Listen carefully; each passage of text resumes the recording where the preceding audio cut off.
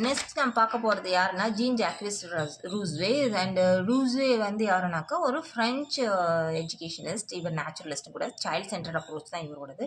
And இவர் என்ன சொல்கிறாருன்னா, குழந்தைங்க எல்லாமே நேச்சுரல் வேலை கற்றுக்கணும், எதையுமே ஒரு இன்ஸ்ட்ரக்ஷன் மூலிமா ஃபோர்ஸ் பண்ணி அவங்களை கற்றுக்க வைக்கக்கூடாது அப்படின்னு சொல்கிறாரு.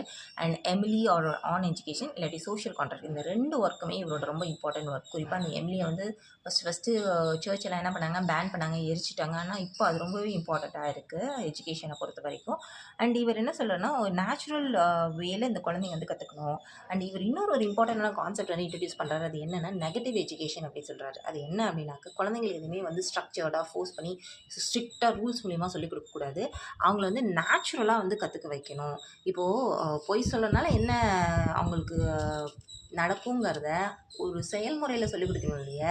அதோட அர்த்தமே தெரியாமல் அந்த குழந்தைங்களுக்கு ஜஸ்ட் ரூல்ஸை மட்டும் சொல்லிக் கொடுக்கக்கூடாது. அந்த அர்த்தத்தை குழந்தைங்க புரிஞ்சுக்கிற மாதிரி நம்ம பண்ணணும் அப்படிங்கிறது தான் இந்த மெத்தடு. ஸோ இவர் learning by doing and play method and heuristic method. அதாவது ஹியூரிஸ்டிக் மெத்தட்னா அந்த குழந்தைங்களுக்கு கற்றல் மூலிமா ஏதாவது ஒன்று புதுசாக கண்டுபிடிக்கணும்னு தூண்டணும். அதான் வந்து ஹியூரிஸ்டிக் மெத்தட். அந்த மாதிரி தான் எஜுகேஷனுங்கிறது இருக்கணும் அப்படின்னு சொல்கிறாரு. ஸோ நெகட்டிவ் எஜுகேஷன் அப்படிங்கிறது என்ன அப்படின்னாக்கா, நாம் எதையுமே டைரெக்டாக சொல்லிக் கொடுக்கக்கூடாது. அந்த குழந்தைங்களாம் அனுபவம் மூலிமா அதை கற்றுக்கணும். அதான் வந்து நெகட்டிவ் எஜுகேஷன். இந்த கான்செப்டை சொன்னது ரூஸ்வே.